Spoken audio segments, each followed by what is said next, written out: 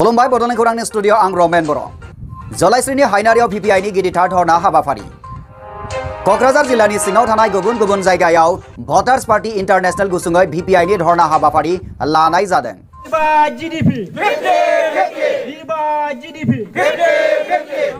बेनि गेजेराव जलाइस्रिनि हायनारियावबो मोनसे गिदिरथार धरना हाबाफारि जानानै थाङो। बे हाबाफारियाव क'क्राझार जिल्ला भिपिआइनि आफादगिरि उमेश ब्रह्म आरो नेहाथारि नबकुमार ब्रह्म आरो कसुगाव ब्लक दोलोनि आफादगिरि नेहाथारिजों लोगोसे भिपिआइ दोलोनि गोबां दैदेनगिरिफोर आरो मावथिफोरा बाहागो लायो।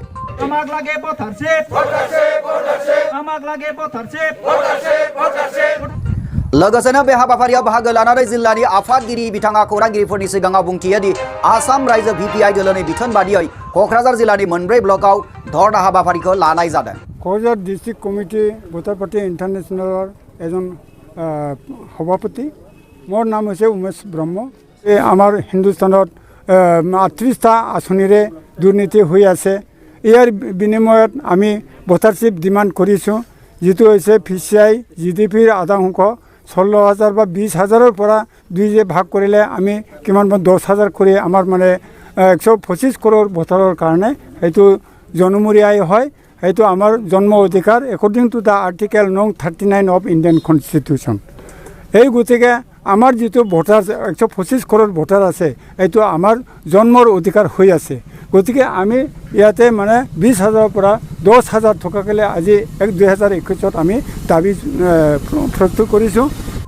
आरो बिथाङा फोरमायथिबावो बे हाबाफारिनि गेजेरजों गाहाय मन्त्रि नरेन्द्र मदि बिथां लोगोसे आसामनि गिबि मन्त्रि डक्टर हिमन्त बिश्व शर्मा बिथांनोबो गांसे गोसोखां बिलाइखौ इमेल आरो लाइजामखनि गेजेरजों गथायहरगोन। प्रधानमन्त्रीৰ ওচৰত আমি এটা মেমৰেণ্ডাম পঠাই দিম ডাক যোগে আৰু ইমেইল যোগে। তাত হোম মিনিষ্টাৰ আছে, আজি আমি পঠাই দিম ডাক যোগে হোম মিনিষ্টাৰকো আমি পঠাই দিম। তাৰপিছত অসমৰ চিফ মিনিষ্টাৰ আসাম এখেতকো আমি পঠাই দিম আৰু ডিষ্ট্ৰিক্টৰ আমাৰ DCS সাহেব আছে এখেতকো আমি আজি মানে পঠাই দিম। भिपिआइनि दाबिखौ गनायागौमानि सोमावसारबाय थागोन होननानैबो फोरमायथिबावदों। आफादगिरिनि फोरमायथिनिफ्राय मिथिनो मोननाय जादों दि भिपिआइनि दाबिफोरा जाहैबाय भटार्सफोरनो दानसेयाव खमैबो 8,000 रां होथारनो नांगोन। जोङो दिनै 2005 सननिफ्राय बे भटारशिपनि जोङो बे भटारशिपखौ बिबोगासिनो दङ आरो बे बिबोनायखौ भारत सरकारा मानिनानै लायैयाव जोङो 2011 सननि 2011 सनाव जोङो पार्लियामेन्टआवबो बेखौ बे प्रस्ताबखौ जोङो दैथायहरदोंमोन आरो बे प्रस्ताबखौ दैथायनाय लोगो लोगो भारतनि टप मोस्ट राजनितिबिद आरो अर्थनीतिबिद डक्टर भारत झुनझुनवाला आरो राजनितिबिद जोंहा सुभाष कैश्यप बिथांमोनहा बे भटारशिपखौ मोननांगौ होननानै सार्टिफिकेट होदोंमोन। गसाइगावनिफ्राय फुंखा बरगयारिनि रिपर्ट बड'लेण्ड खौरां। कसुगावआव UPPL दोलोनि 6थि गायसनथाय सान फालिदों। बिटिआरनि गुबुन गुबुन ओनसोलाव थांनाय 5 आगस्ट सानखौ UPPLनि 6थि गायसनथाय सान फालिनाय बादि गसाइगाव महकुमानि कसुगावआवबो गायसनथाय सान फालिदों। फुंबिलिनिफ्राय फिरफिला बिरहोनाय आरो मुंख्लं खाम्फायाव बिबार बावनानै हाबाफारिया जागायजेनो। हाबाफारियाव बाहागो लायो गाहाय आलासि महरै मिरु UPPL आइजो आफादनि आफादगिरि बिना गयारी, बिटिआरनि मावफुं सोद्रोमा उकिल मुसाहारि आरो UPPL दोलोनि मावथि बिथांमोना। बे हाबाफारिनि गेजेरजों बिना बरगयारिया बेबायदि बुंथियो दि फैयै फैनानै UPPL दोलोआ दिनै 6थि बोसोराव आगान सुरबाय आरो गोब्राब नाजानानै रायजो राजाफोरनि मददजों UPPL दोलोआ सोरखारबो दानो हाबाय। जोङो UPPL दोलो हिसाबै जोङो रायजोनि दिनै UPPL दल माने रायजोनि दल बेबायदि हिसाबै जोङो आबादारिफोरखौ बांसिन जोङो हेफाजाब होनो थाखाय गोरिब गुन्द्राखौ बांसिन नायनो थाखाय जोङो UPPL दोलोआ आगान सुरदों। जे जोंहा बयबो गावनि मोनथायखौ मोननांगौ हिसाबै जों नांबोदों। नाङै जोङो 6 बोसोर जाबाय। 6 बोसोराव दिनै जोङो सरकारखौबो दानो हाबाय। बेबायदि हिसाबै जोङो दायो सरकार दानानै 6 मास जाबाय। बे 6 मासाव जोङो गोबां खामानिबो मावगासिनो दङ। बेनि थाखाय बिटिआरनि गासै रायजो राजाफोरखौ साबायखर बावो आरो फैगौ समाव रायजो राजाफोरनि जौगानायनि हाबा मावनांगौनि सायाव गुवारै सावरायलायनो आरो UPPL दोलोआ रायजोनि सरकार बेनिखायनो जेब्लाबो रायजोनि हाबा मावलांगोन होननानै बिबुंथि लाखियो। जोबथारनायाव NDABनि गायसनगिरि आफादगिरि एबा बिटिआरनि सागानगिरि बिथां रन्जन दैमारिखौ थाबैनो गनांगौखौ आंबो लुबैयो होननानै बिथाङा बुंथिबावो। जोंबो लुबैयो माने जों माब्लाबाबो साना जे आंबो सासे UPPLनि आफादगिरि हिसाबै आं बेखौनो आफा इसोरनिसिमबो आं बेखौनो आरज गाबगोन जे बिथांनि देहा सोलेर मोजाङैनो लाखिथों आफा इसोरा आरो लोगोसे बिथाङा थाबैनो गनांगौ बेखौ जोङो आं एसे सिगाङावबो मोनसे मिडियायाव आं बिथांखौ बख'नायनि थाखाय आं बुंदोंमोन आं दिनैबो बिथांखौ गजानो लुबैयो दे थाबैनो फैनानै जोंनि बर'नि थाखाय खामानि मावनांगौ बिथाङा गोबाव सम बर'निनो खामानि मावबोबाय बर' जाथिनि गावखौनो बावसोमबाय बेबायदि हिसाबै जोङो लुबैदों दे बिथाङा थाबैनो गनांगौ बेखौ आंबो इउपिपिएल दोलोनि आफादगिरि आइजो दोलोनि आफादगिरि हिसाबै आं बेखौ लुबैयो गसाइगावनिफ्राय फुंखा बरगयारिनि रिपर्ट बड'लेण्ड खौरां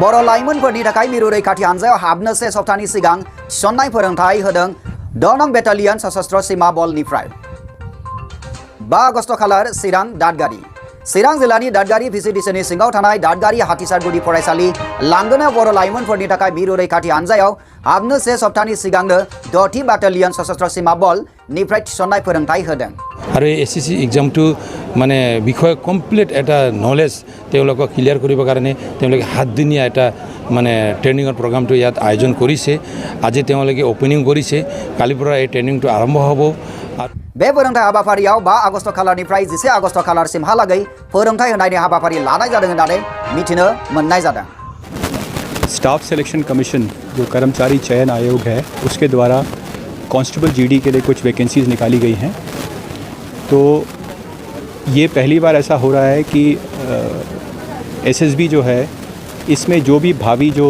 युवक और युवतियां हैं जो कि स्टूडेंट्स हैं जिनका कि जो इसकी एलिजिबिलिटी को फुलफ़िल करते हैं जैसे कि 10th पास जो इसकी एलिजिबिलिटी कंडीशंस हैं और वो ये परीक्षा में अपीयर होना चाहते हैं तो एसएसबी उनको इस परीक्षा की ट्रेनिंग देगी किस तरह से बेसिक ट्रेनिंग से लेकर किस तरह से फॉर्म भरना है और किस तरह से आपने क्या क्या डॉक्यूमेंट्स उसमें आपके ज़रूरी हैं क्या क्या उसके फ़िज़िकल स्टैंडर्ड्स हैं क्या मापदंड है उसके बारे में एसएसबी उनको ट्रेनिंग देगी ये ट्रेनिंग अगले 7 दिन तक यहाँ पर चलाई जाएगी और उसके अलावा भी अगर किसी भी जो यहाँ पर जो कैंडिडेट है अगर उसकी कोई इशू है अगर उसको कोई क्लैरिफिकेशन चाहिए तो हमारी बीओपी यहाँ पर नज़दीक है वो बीओपी में जा कर के उसको क्लियर कर सकते बे हाबाफारियाव आलासि महरै बाहागो लाफैनो हाबाफारियै बिटिआरनि एमसिएल श्री माधव चंद्र चेत्री आरो 10थि बाटालियन सशस्त्र सीमा बलनि कमान्डेन्ट विनोद कुमार थालवार बिथांमोना नुजाथिफैयो चिरांनिफ्राय प्रमेश्वर नार्जारिनि रिपर्ट बड'लेण्ड खौरां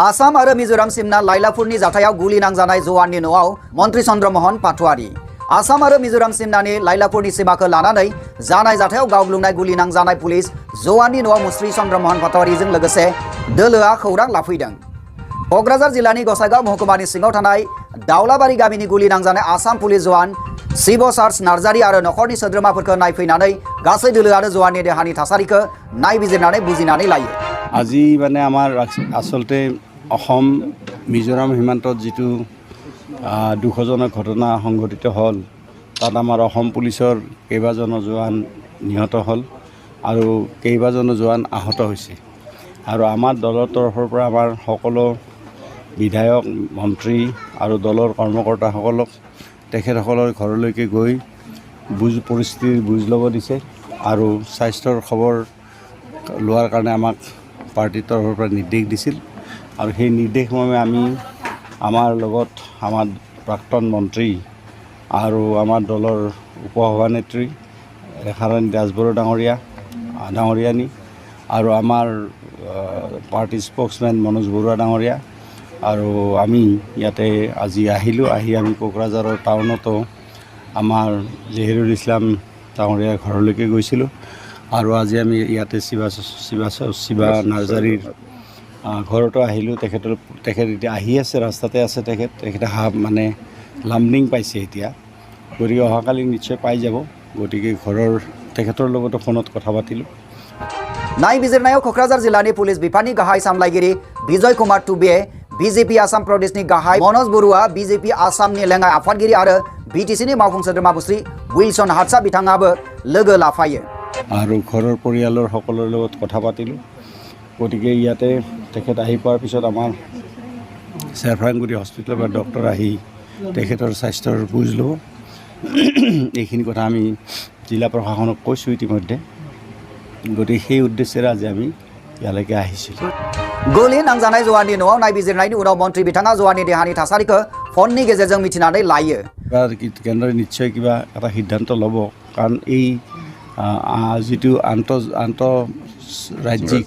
আন্তঃৰাজ্যিক সীমাৰ ক্ষেত্ৰত এইটো কনষ্টিটিউশ্যনেল বাউণ্ডেৰী আৰু এই কনষ্টিটিউশ্যনেল বাউণ্ডেৰীৰ ওপৰত অকল ভাৰত চৰকাৰেহে সিদ্ধান্ত ল'ব পাৰিব আৰু আমাৰ যিটো সীমা বা মিজোৰামৰ যিটো সীমা মিজোৰাম আৰু অসমৰ সীমা এইটো এটা কনষ্টিটিউশ্যনেল বাউণ্ডেৰী আৰু এইটো ভাৰত চৰকাৰে যেতিয়া মিজোৰাম ষ্টেট ঘোষণা হৈছিল তেতিয়া তেওঁলোকৰ সীমাটো ভাৰত চৰকাৰে নিৰ্ধাৰণ কৰি দিছিল। গতিকে সেইমতে এই কনষ্টিটিউশ্যনেল বাউণ্ডেৰীৰ আমাৰ ভিতৰত আমাৰ পুলিচ আৰু আমাৰ মানুহে শান্তিত আমি আছোঁ আৰু আমি আহ্বান জনাইছোঁ মিজোৰামকো তেওঁলোকৰ শান্তি সম্প্ৰীতি বজাই ৰাখিব লাগে আৰু তেওঁলোকৰ যি কিবা ক'বলগীয়া আছে সেই ক'বলগীয়া কথাখিনি তেওঁলোকে ভাৰত চৰকাৰক কওক আৰু ভাৰত চৰকাৰে সেইমতে সিদ্ধান্ত ল'ব আৰু আমি যিটো আমাক বাউণ্ডেৰী ভাৰত চৰকাৰে দিছে কনষ্টিটিউশ্যনেল বাউণ্ডেৰী গতিকে তাৰ পৰা 1 ইঞ্চি মাটিও আমি এদিন নিদিওঁ বুলি আমাৰ মুখ্যমন্ত্ৰী ডাঙৰীয়াই ইতিমধ্যে ঘোষণা কৰিছে। গতিকে আমাৰ মাটিৰ সীমাৰ ভিতৰত আমি শান্তিৰে থাকিম আৰু তেওঁলোকৰ সীমাৰ ভিতৰত কনষ্টিটিউশ্যনেল বাউণ্ডেৰীৰ ভিতৰত তেওঁলোকৰ শান্তি সম্প্ৰীতি ৰক্ষা কৰিবলৈ আমি আহ্বান জনাইছোঁ। गसाइगावनिफ्राय फुंखा बरगयारिनि रिपर्ट बड'लेण्ड खौरां। मोनसे दुखुनांथाव खौरां फिन आरोबाव 3 नं सनापुर आरो 2 नं मैनागुरियाव मैदेरनि गाग्लोबनाय। चिरां जिल्लानि रुनिखाता थानानि सिङाव गोग्लैनाय भारत भुटान सिमनानि हाथिसार ओनसोलनि 3 नं सनापुर गामिनि मुस्रि लबेन नार्जारिनि नखराव मोनानि 1:40 रिंगायाव मोनाबिलियाव फैनानै न'खौ बोफाय बोसि खालामनानै माइ बाख्रिखौ बिसिनानै जायो। माइरं दोननाय जायगाखौबो बोफायनो नाजादोंमोन। बेयावनो नखरनि आरो रायजो राजाफोरनि मददजों होखारहरनो हायो होननानै नखरगिरि लबेन नार्जारिया फोरमायथिदों। बे गामिया 3 नम्बर सनापुर ओमफ्राय आंनि नामा लबेन नार्जारि। आंनि न'आवहाय नै न' गंनै मैदेना बेरा सिफायनानै माइ ओमफ्राय गेस जायगा दाबनै न' सिफायदों बेरा जालांदों। माइया गोबां 10-12 पेकेटसो दंमोन दा एसे गोबाङै जानाय जादों ओमफ्राय गेसबो माबाबो उल्थां फाल्थां खालामजोबदों।